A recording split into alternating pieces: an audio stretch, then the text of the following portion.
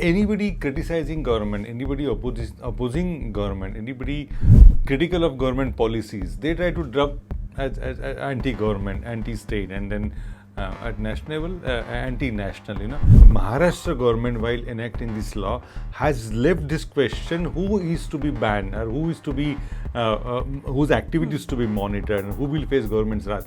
That is kept open-ended, and that's a problem. And if I remember correctly, someone from the government talked about having 64 agencies who will be monitored. The Chief Minister himself. Chief Minister himself, who is the Home Minister, he said that. Which are those 64 agencies? And if you have this number, why don't you name them? Without having those agencies identified and named, everybody comes under the ambit of this law, including, I'm sure government will think of you and me as urban Naxals. And that's the problem with this law. Naxalism, no one can support it, the kind of violence. It's nothing more than political extortionism in jungle areas, in forest areas of the tribals, that has to be controlled, that has to be eliminated, no doubt about it. But clubbing everybody opposing the government along with those Naxals, terming them urban Naxals, is something demands serious discussion and demands a serious scrutiny of law. I'm sure there will be some NGOs challenging this move, and I will not be surprised, because it doesn't make sense to paint everyone into dark red, which government wants to control.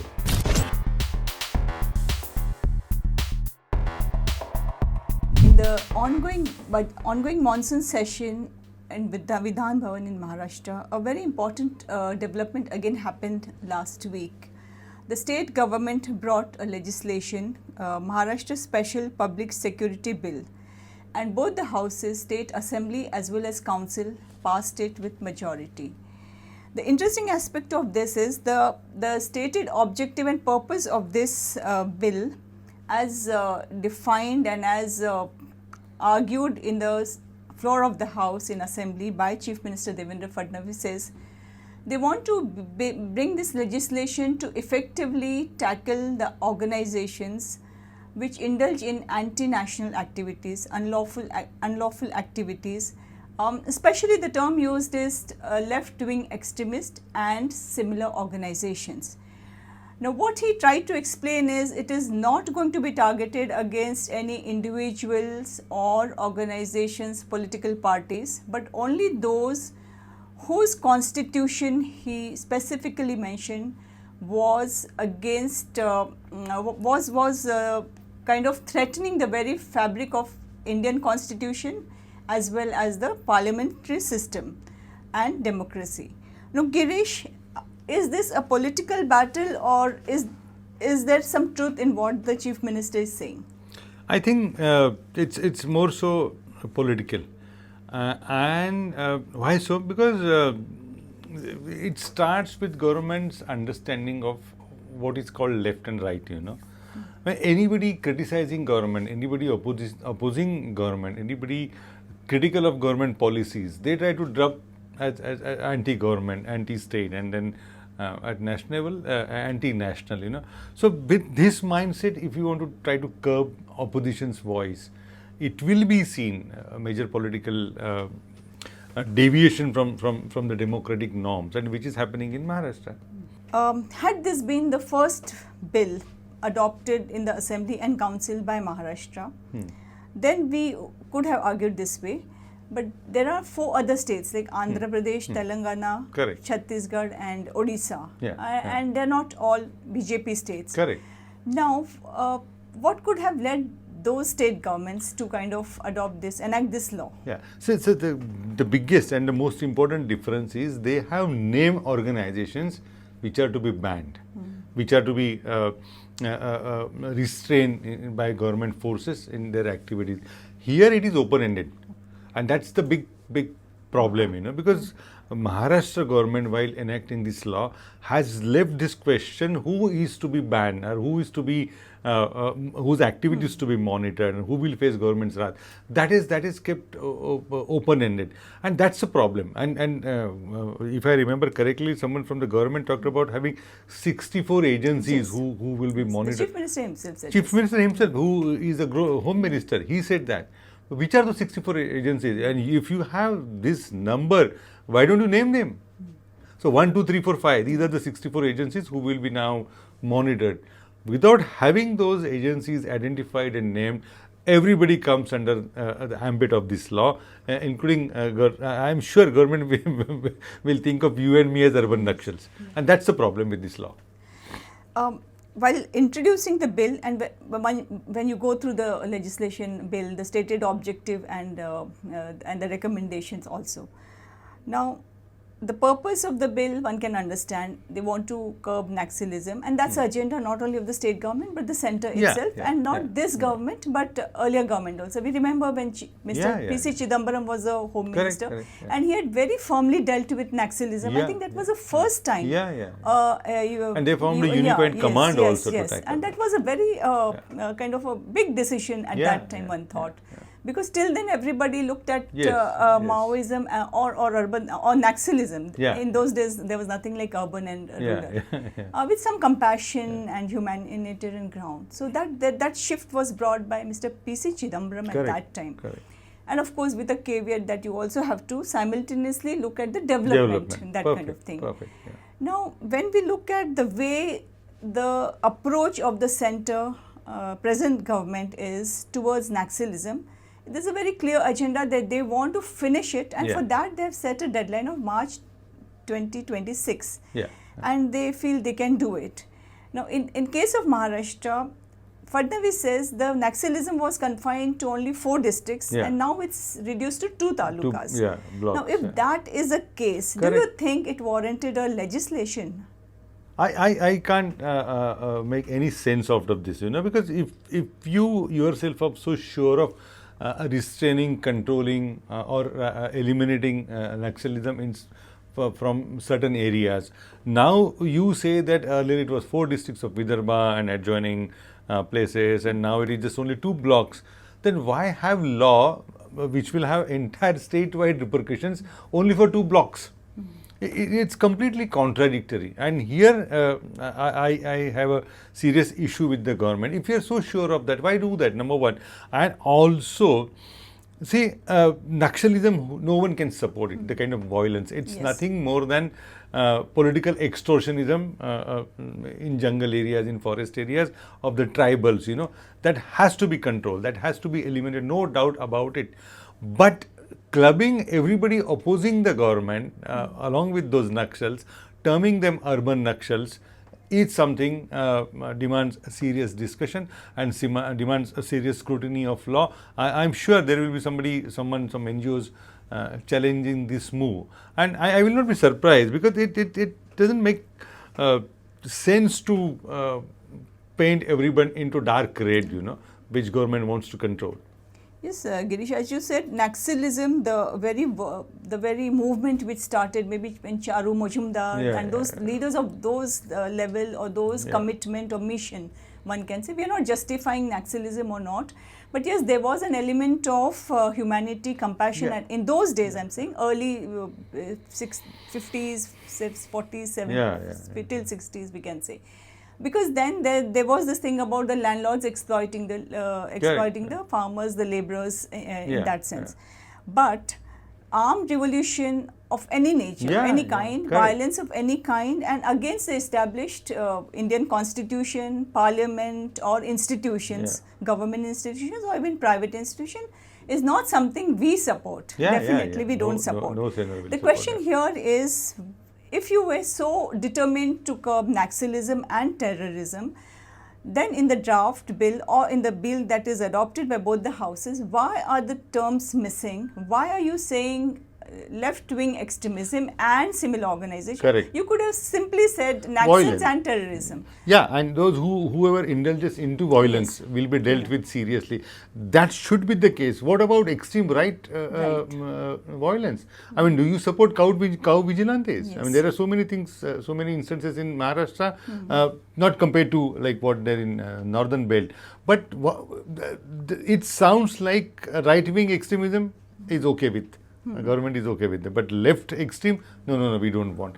This can't be the balanced approach government should be taking, you know. And here lies the problem, you know. I mean, in the bill says anybody disobeying government will be construed as I mean, then what about the social agitations? I mean, there are political parties, including the BJP. It gives call when in opposition, boycott this, boycott that. It can be also branded as anti-government, anti-establishment, and pro-left. I think it's very primitive and juvenile definition of right and left by the government, and this is dangerous, more dangerous than the law.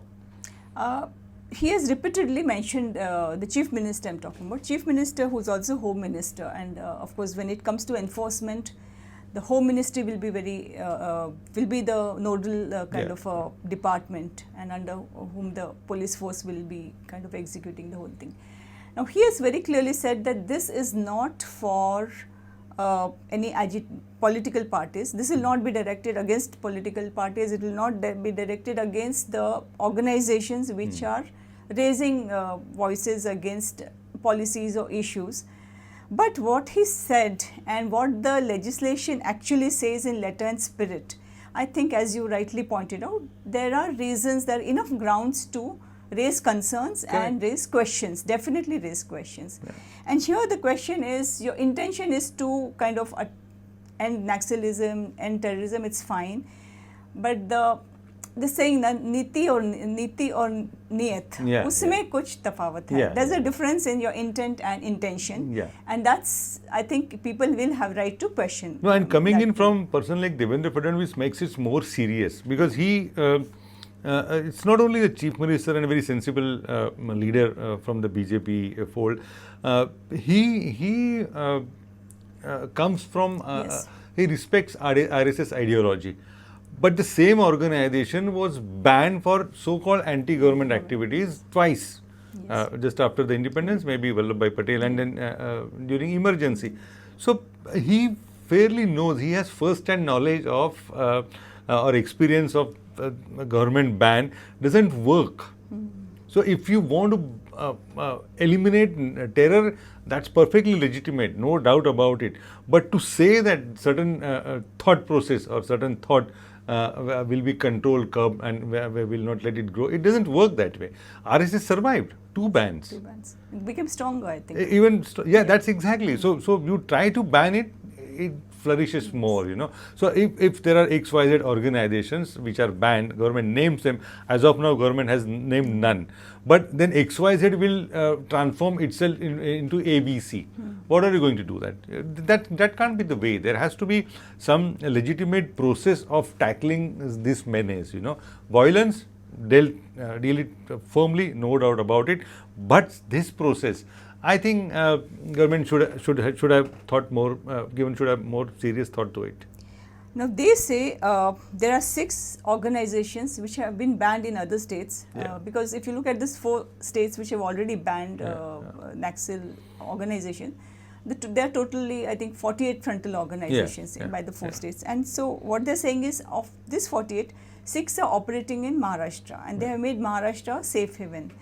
And along with that, he's saying 64 organizations. Now 64 organizations, it's a seriously, I mean, are there so many organizations in the first place in Maharashtra? Is a question mark. If you discount the 6 mainstream parties and the regional forces. And if they do exist, then that should itself make you think about why there are so many organizations flourishing, if at all they are. Yes. And if you know the 64, which are those 64, please name them. So people will get to know these are the organizations or not to be associated with. Yes. You are keeping it blank. So anybody can be, as of now, in that 64, which are that space is kept empty, you know, and there is a serious issue about it. You can't leave this so much big gaping hole in your own legislation, which is very serious one.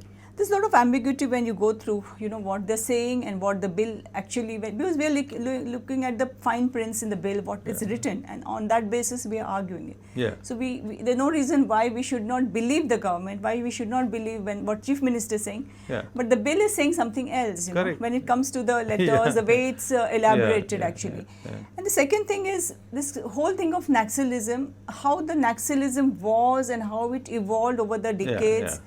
And the purpose is lost. There's a lot of exploitation. All that is not only being defined by this government. Even I think when R.R. Patil was the Home Minister, I think he also issued a red flag. I remember R.R. Patil speaking to us at a Pune event.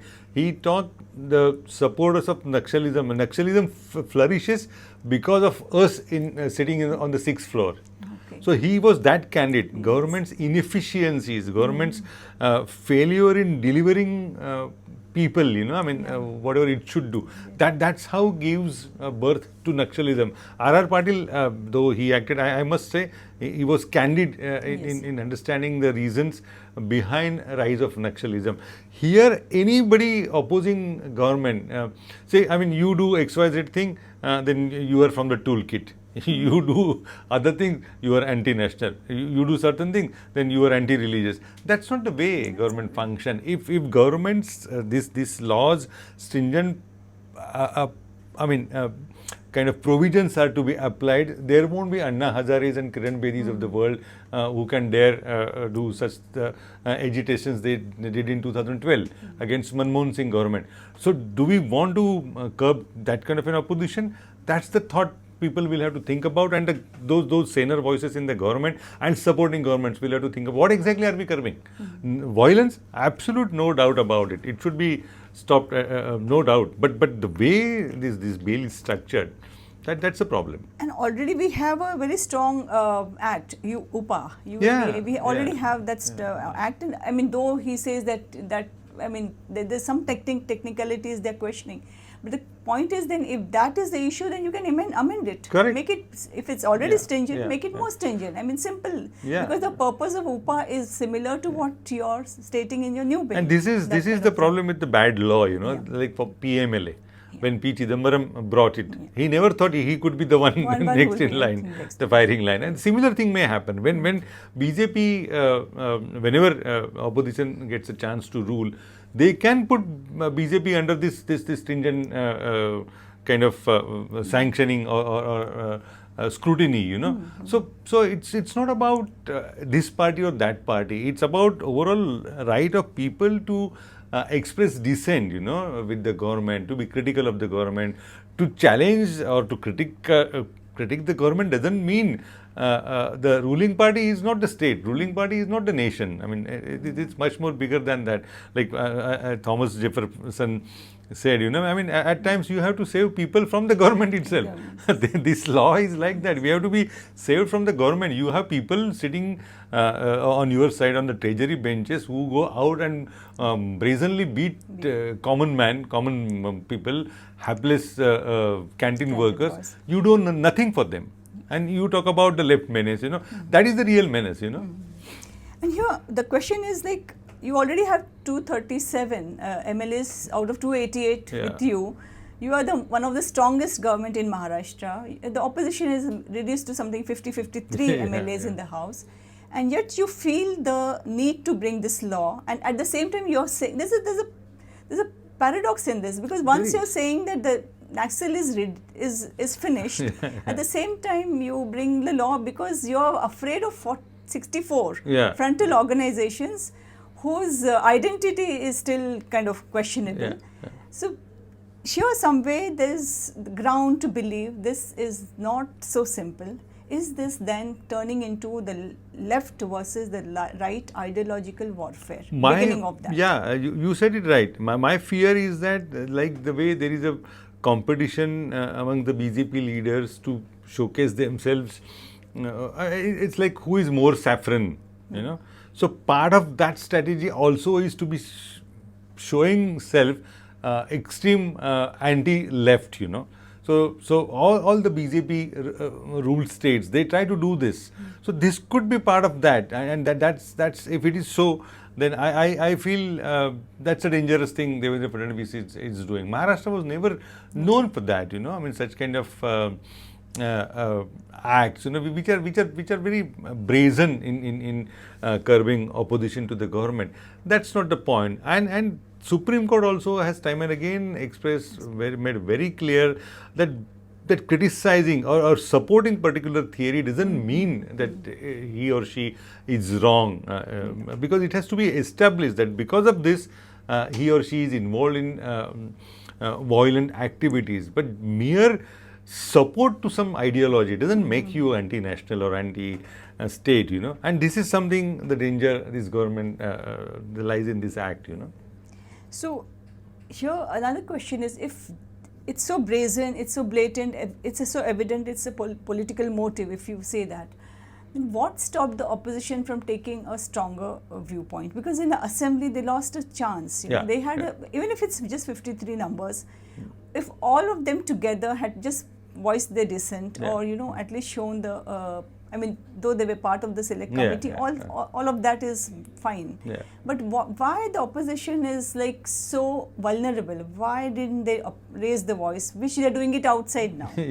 You have written about it. That's true actually. Unfortunately, Congress didn't realize what exactly is being served on this issue, and afterwards I guess somebody from the Congress told me how their Delhi central leadership is upset with the state, because not opposing this such kind of an act, and that's again a larger tragedy Indian politics is witnessing. Opposition is weak. And ruling party is so brazen they can get away with anything. This is one glaring example. But that's the sad part of the current situation. So now, Girish, do you think what will be its impact? How will it be played out in the? Do you think the non-political organizations, they will unite, they will raise their voice, or will they be intimidated and they will just kind of buckle under the pressure? I guess there will be. I'm sure there will be quite a few of them who will be challenging in the court of law. That's the only legitimate way. Because if you remember, Devendra Fadnavis also had talked about the so-called civil society. Civil society. It has to be strong. And he had said that the civil society culture let us down in parliamentary elections. And he said that in so many words, and Express Adda also and in other interviews also, that he wants to contain this civil society, and this should be one of unfortunately part of that effort, and it will eventually will turn into a legal battle, and that's the only way out. Otherwise, one by one, civil society we will face action against under this law. And I typically what happens when one organization faces action under the law, there are hundreds of ways to rename itself and start under different name. That will continue, but the first issue will be legal challenge, which I see happening.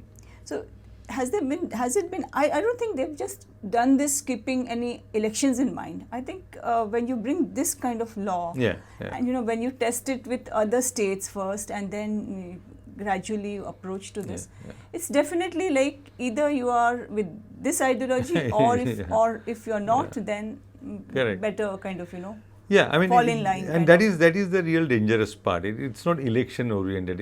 It's larger scheme of things where one party is portrayed as I mean, it raises questions about government's intent on democratic values, So time and again, everybody talks about, especially from the government, how people are opposing, how they are critical, and whoever is critical. What is urban Naxal? Yes, what is urban? And where did the theory come from? Actually? Where did it came from? And whoever were dubbed as urban Naxal, you couldn't prove anything. There were attempts to plant proof in someone's laptops and all that, those also were exposed later, Nothing happened on that. So who is urban Naxal? I mean, I think vaguely I remember when R.R. Patil was the Home Minister. At that time, there was this concern.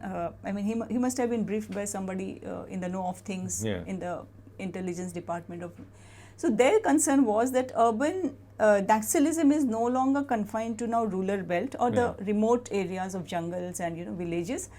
Now their operators, the Naxal operators, the leaders are now making inroads in urban centers, because the nature of Naxalism also, because there's more money in this belt, So they were also making inroads in, say, real estate, that kind of thing, but that's a financial angle to that. So that was a serious concern. But now when they are saying urban Naxals, it's like they're saying the urbanites are associating with the Naxal. That's what the fear is, that everybody opposing the government or one political ideology is dubbed as anti-establishment, anti-national, and eventually Naxal or urban Naxal. It's very loosely structured. I mean, who is urban Naxal? I mean, do you have certain norms to describe that? I mean, out of three, whoever is there, he urban can be. There is nothing like that. And having sympathy for someone or some ideology doesn't make you criminal, unless the act leads to some crime. So, if there are sympathizers in urban areas who have soft corner, so to speak, about certain ideology, you can't describe them anti-nationals. They can't be. There are hundreds of cases. I mean, Supreme Court has also clarified about, But now this act makes urban Naxals also criminal. So, I mean, hope you and me are not.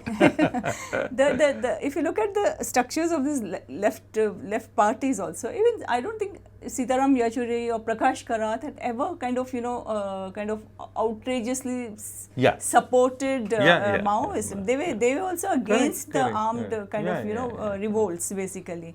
So communists, as it is, they're struggling to get on their feet. They are completely wiped out except for 2 or 3 states. So do you think this kind of bill, if it is gaining ground, I mean, today is Maharashtra, tomorrow it could be some more states, BJP states or other states follow, then do you think this can be the beginning of a revival of the communist? Correct. The more you press someone into corner, this is like cat, I mean, it will bounce back, and this will sympathize, this will create more sympathy towards those whoever are not part of this ideology. This unfortunately, you are either with me or against me. This ideology doesn't work.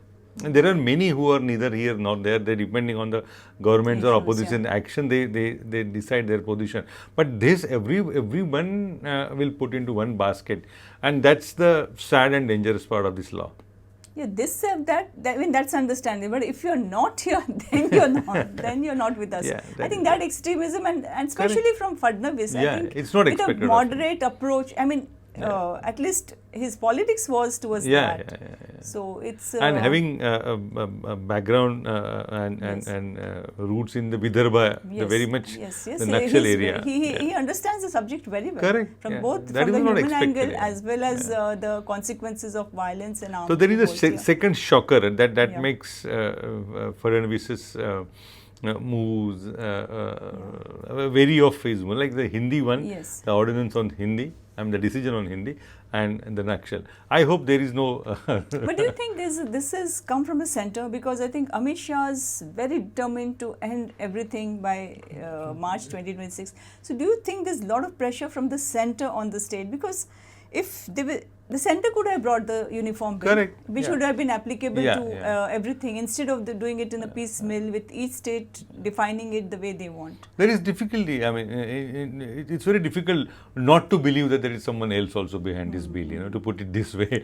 Looking at Devendra Fadnavis's accommodative politics over the last 2 decades, I find it's difficult to believe that this is his own brainchild.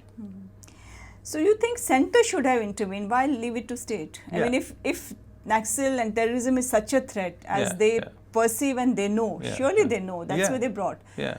Then why not a center? Why is center not bringing a bill? Why are you making the and each state is defining in its own way that kind of thing. That's why this bill raises more questions than it answers, and I hope someone from the BJP takes it seriously and looking at the criticism, they come out and explain the need of having this bill.